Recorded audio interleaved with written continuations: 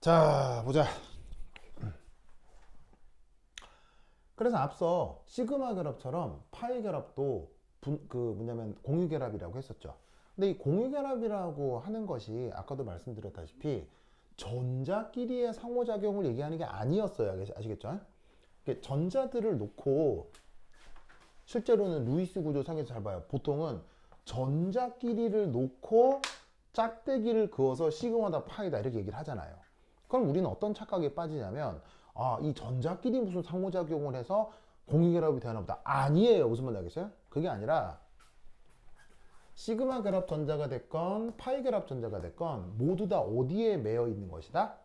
핵의 인력에 매여 있는 거예요. 무슨 말인지 알겠어요? 그래서 이런 인력과 요런 인력이 파이 결합을 만드는 거야. 무슨 뜻인지 아시겠죠? 그러다 보면 거리의 문제 때문에 시그마보다 파이 결합이 조금 약한 것이다. 이렇게 생각해 볼 수가 있지. 그래서 여기서 추가적으로 알 수 있는 사실은 뭐냐? 그렇다면 이 파이 결합이라고 하는 것은 아주 가까울 때만 나타날 수 있는 상호작용이겠구나 라는 것을 여기서 알 수 있다는 얘기예요. 그러면 이걸 이해하기 위해서 설명을 약간 뒤집어 볼게요. 그러면 가깝지 않으면 어떻게 될까? 가깝지 않으면 여기에 있는 원자 핵 간 거리가 가까운 게 아니라 멀어졌다고 칩시다. 멀어지게 되면 당연히 핵과 시그마 결합 전자쌍도 멀어지겠지만 멀어지게 되면 핵과 파이 결합 전자까지 거리는 더더욱 멀어지는 거예요. 무슨 뜻인지 아시겠어요? 그래서 어떻게 되느냐? 결합 거리가 조금이라도 멀어지면 파이 결합적 상호작용은 확 없어져 버리는 거야. 무슨 말인지 알겠죠? 그래서 요 두 개를 생각해 보자. 자, 얘 산소의 루이스 구조죠. 자, 파란색으로 그린 건 시그마고 빨간 건 뭐를 얘기하는 거겠어요? 파이를 얘기하는 거겠죠. 그러면 산소 분자구 산소 뭐냐면 그 루이스 구조 그릴 때 이렇게 시그마 결합, 파이 결합 이렇게 그리는 그림 많이 보죠. 그런데 이런 그림은 있어요, 없어요? 이런 그림은 없잖아요. 생각해보면 이것도 옥텐 만족하는 거고 이것도 옥텐 만족하는 건데 왜 이런 건 없냐고요. 바로 산소는 몇 주기 원소예요? 2주기 원소죠. 그런데 황은 몇 주기 원소예요? 3주기 원소라고요. 무슨 뜻인지 아시겠죠? 그래서 어떻게 되냐면 2주기 원소는 근본적으로 원자 반경이 작으니까 결합 길이가 짧을 수밖에 없다고요. 그러니까 여기서는 파이 결합이 효율적으로 나타나겠죠. 근데 3주기 원소보다 원자 반경 자체가 크잖아. 그럼 원자 반경이 크니까 이미 결합 거리 자체가 멀다고. 마치 탁구공 두 개 사이 거리와 농구공 두 개 사이 거리를 비유적으로 생각하면 되는 거지. 그러면 여기서는 원자 반경이 되게 크고 결합 거리가 머니까 무엇이 효율적이지가 않다? 파이 결합이 효율적이지가 않은 거예요. 그래서 S2 같은 분자는 보통의 상황에서 나타나질 않는 겁니다. 무슨 말인지 알겠죠? 그래서 이거 줄게요. 참고로 유명한 황동소체들. 그러면 황은 산소처럼 S2가 아니라 어떻게 존재하느냐? 이렇게 존재합니다. 황 해서 황끼리 그냥 시그마 아시겠어요? 이렇게 무한정 무슨 말 알겠어요? 이렇게 돼 있는 녀석으로 주로 존재하는 거예요. 자, 모두 다 무슨 결합이에요? 모두 다 시그마 결합이죠? 혹은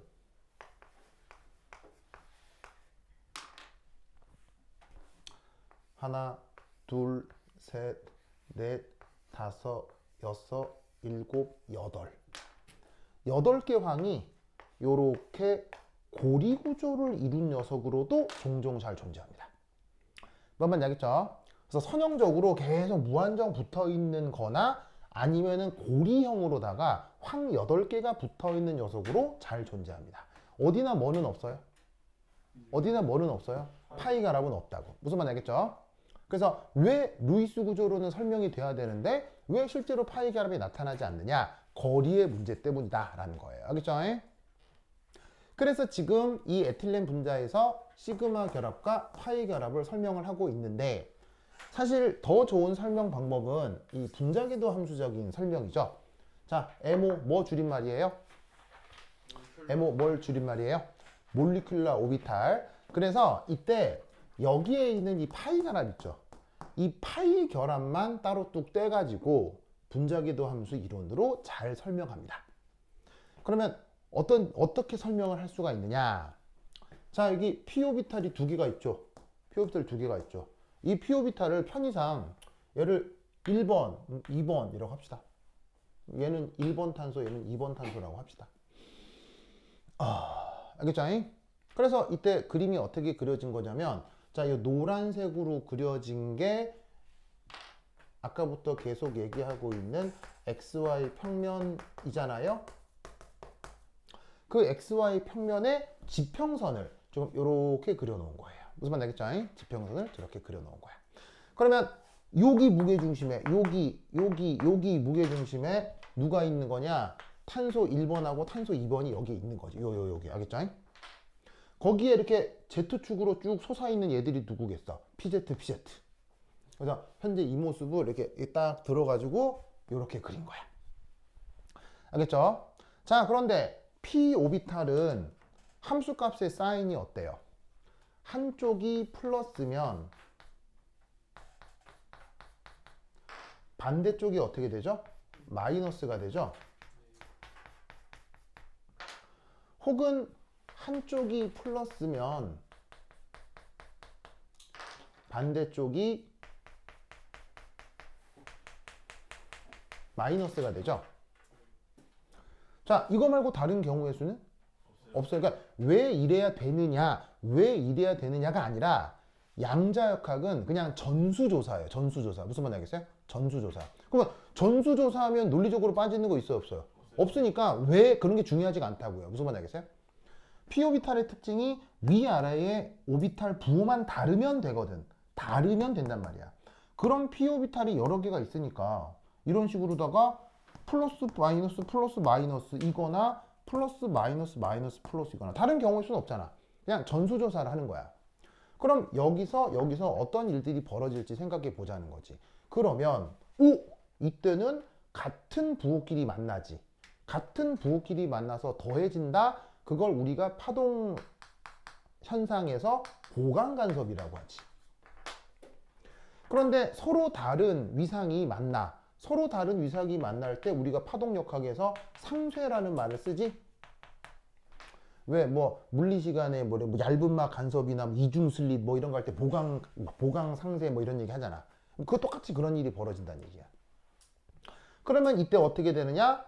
플러스인 영역과 플러스인 영역이 만나기 때문에 이 중간 영역에서 함수값의 뭐냐면 더하기가 일어나겠지. 그래서 이 두 오비탈이 더해지면 여기서 분자궤도 함수가 어떻게 만들어지느냐? 요렇게 분자궤도 함수가 만들어지는 거예요. 요렇게 분자궤도 함수가 만들어지는 거예요. 보이시죠? 탄소 1번과 탄소 2번 사이에 없었던 전자 발견 확률이 생기는 거예요. 무슨 말인지 알겠어요? 그냥 독립적인 원자일 때는 없었던 핵과 핵 사이에서의 전자 발견 확률이 생긴다 이런 얘기죠. 무슨 뜻인지 아시겠어요? 그리고 이쪽은 어떻게 되냐면 플러스하고 마이너스하고 플러스가 만나잖아. 그럼 이 사이에서 상쇄 간섭이 벌어지면 이 분자궤도 함수가 어떻게 만들어지느냐?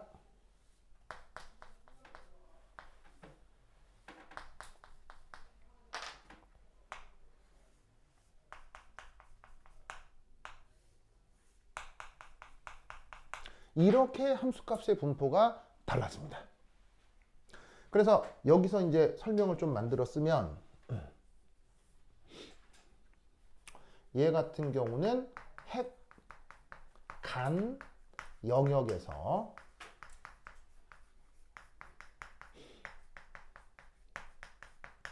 전자 발견 확률이 증가했구나. 이렇게 볼 수 있는 반면에 여기서는 어떻게 되냐면 크기가 똑같은데 한쪽이 플러스고 한쪽이 마이너스가 돼버리니까 여기서 놀라울 게 짜잔 뭐를 발견할 수 있냐면 node, 우리말 번역 마디라고 하는 현상이 나타날 수 있습니다. 자, 마디의 뜻은 뭐예요? 전자 발견 확률이 어떻게 되는 거? 없는 그런 조건들을 마디라고 하죠. 뭔 뜻인지 아시겠죠? 그래서 지금 나와 있는 두 개의 피지트 오비탈로는 이런 식의 보강 간섭과 이런 식의 상쇄 간섭 두 개의 분자궤도 함수들을 만들어낼 수 있죠. 이때 상대적으로 안정해지고 핵간 영역에서 전자를 발견할 수 있는 이 오비탈을 뭐라고 부르느냐? 바로 본딩이라고 하면 핵간 영역에서 오히려 전자를 발견할 수 있는 확률이 없어지는 이런 오비탈을 뭐라고 하죠? 엔타이 본딩이라고 하죠.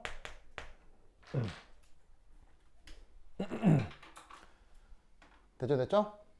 이제 여기에 전자 배치를 해보자.